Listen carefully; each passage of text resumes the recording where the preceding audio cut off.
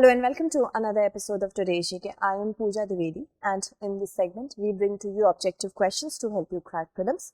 So let's begin with the practice question of the last segment. Recently in the news, the Partnership to Advance Clean Energy, that is PACE, is a bilateral agreement of India with which of the following countries or grouping? Australia, European Union, United States of America or Japan?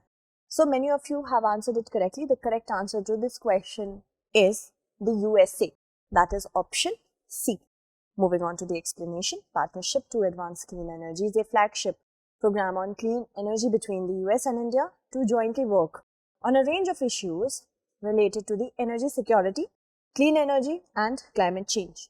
Moving on to the next question. Consider the following statements.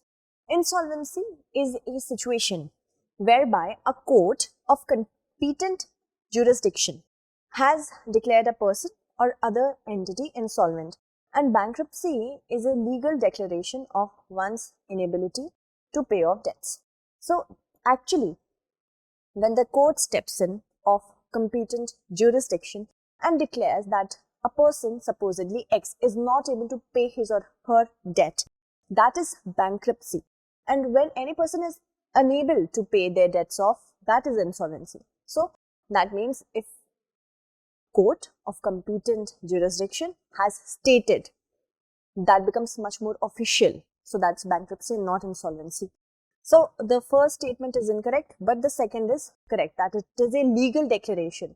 Bankruptcy is a legal declaration of one's inability to pay off debt. The correct answer is option B. The Supreme Court's recent ruling that an insolvency resolution plan, once approved by the Committee of Creditors, cannot be allowed to be withdrawn or modified, comes in the wake of separate appeals filed by 3 different companies. Insolvency is a situation where individuals or companies are unable to repay their outstanding debts. Okay, let's move on to the next question. Consider the following statements. Raja Mahendra Pratap Singh was nominated for the Nobel Peace Prize in 1932. Raja Mahendra Pratap Singh is popularly known as 𝐸𝐻𝐻𝐿. Raja Mahendra Pratap Singh was the king of Sindh. We have to select the correct statement. The third statement is outrightly incorrect and the first 2 are correct. The correct answer to this question is option A, that is 1 and 2. Recently, the Prime Minister has laid down the foundation stone of Raja Mahendra Pratap Singh State University in Aligarh, Uttar Pradesh. Raja Mahendra Pratap Singh was an Indian freedom fighter, journalist, writer and a revolutionary. He was also nominated for the Nobel Peace Prize in the year 1932 and he is also popularly known as 𝐸𝐻𝐻𝐿. Moving on, consider the following statements regarding lithium. It is highly reactive and flammable and must be stored in mineral oil under standard conditions. It is the lightest metal and the lightest solid element. India has no presence of lithium resources. If we talk about the correct statements, the first is correct, that it is highly flammable and reactive and must be stored in mineral oil to be pacified. Also, under standard condition, it is the lightest metal and the lightest solid element. India has a presence of lithium in the state of Karnataka. So, the first and the second are correct, the third is incorrect. The correct answer is option B, 1 and 2. Already the 4th top producer of lithium worldwide, Argentina's national and local governments are now looking to speed up development held back for years by red tape, high tax rates, rampant inflation and currency controls.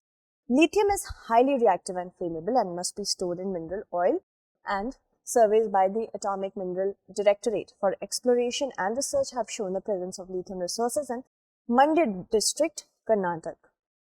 Moving on to the next question. Consider the following statements. World Hindi Day is celebrated on 14 September every year. Hindi, written in the Devanagari script, was adopted as the official language of the Republic of India on 14 September 1949. Article 351, it pertains to Directive for Development of the Hindi Language. We have to select the correct statement. Yesterday also on the Hindi Diwas, we covered a question with respect to language Hindi. So I hope you know that Article 351 pertains to Directive for Development of Hindi Language. This is correct. And Hindi, written in the Devanagari script, was taken as an official language of India, and that was on the day of 14 September 1949. Apart from Hindi, we also have English as the official language under Article 343. And World Hindi Day is actually celebrated on the 10th of January every year. So the first statement is incorrect. The second and the third are correct. The correct answer is option C. Every year, 14 September is celebrated as Hindi Diwas in India. However, World Hindi Day is observed on 10th of January. Moving on, consider the following statements. Almost 100% of hydrogen produced in India comes from natural gas. Hydrogen produced from natural gas is known as grey hydrogen. We have to select the correct statement. Both are correct. The correct answer is option C. Recently, the Union government constituted a task force and expert committee to prepare a roadmap for coal-based hydrogen production, that is black hydrogen. Almost 100% of hydrogen produced in India is through natural gas, and grey hydrogen is hydrogen produced through fossil fuels such as natural gas. Moving on, India's UPI is going to be connected with the fast payment systems of which of the following countries? Singapore, Malaysia, Cambodia, Philippines. The correct answer to this question is option A, that is Singapore. The Reserve Bank of India and the Monetary Authority of Singapore announced a project to link their respective fast payment systems, that is Unified Payment Interface and PayNow. The linkage is targeted for operationalization by July 2022. Moving on, the UPI PayNow linkage will enable users of each of the two fast payment systems to make instant, low-cost fund transfers on a reciprocal basis without a need to get onboarded onto the other payment system. Moving on to the next question, consider the following statements with respect to North Korea's recent cruise missile test. It is the first cruise missile test by the country. It is also the first claimed nuclear-capable cruise missile. You have to select the correct statement. However, if we talk about this new testing of the cruise missile, it is the first ever long-range, not the first ever cruise missile, but long-range cruise missile. A cruise missile was also tested before this, but they were of shorter ranges. So that makes the first statement incorrect. But it is the first ever claimed nuclear capable cruise missile. Okay. So the correct answer to this question is option B, that is 2 only. North Korea has tested its new long range cruise missile. The PRK technically already had cruise missiles, albeit a shorter range anti-ship system, the Kumsong-3 KNSS-2 Storm Petrel, based on the Soviet KH-35.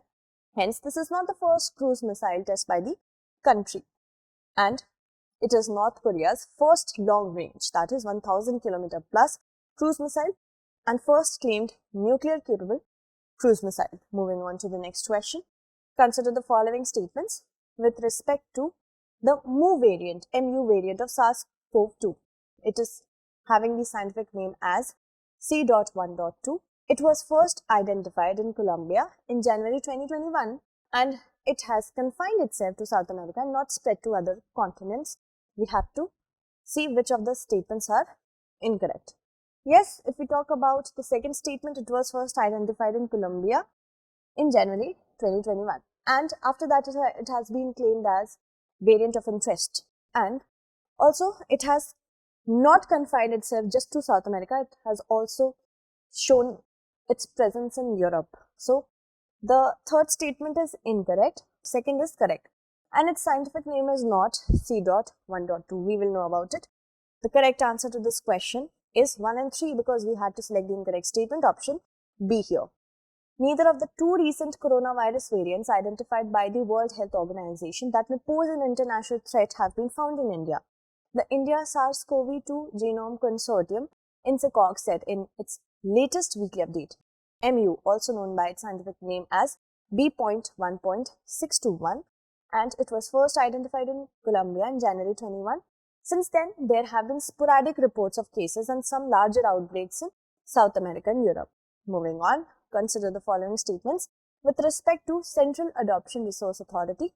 It works in accordance with the provisions of the Hague Convention on Inter-Country Adoption 1993. It is a statutory body which works under the aegis of Ministry of Social Justice and Empowerment. We have to select the correct statement. CARA or CARA It works under the Ministry of Women and Child Development. So that makes the second statement incorrect. But the first statement is definitely correct. The correct answer to this question is option A, that is one only.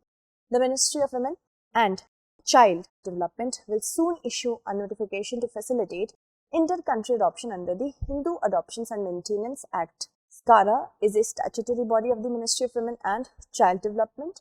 It is designated as the central authority to deal with the inter-country adoptions in accordance with the provisions of the Hague Convention on Inter-Country Adoption 1993, which was ratified by the Government of India in 2003.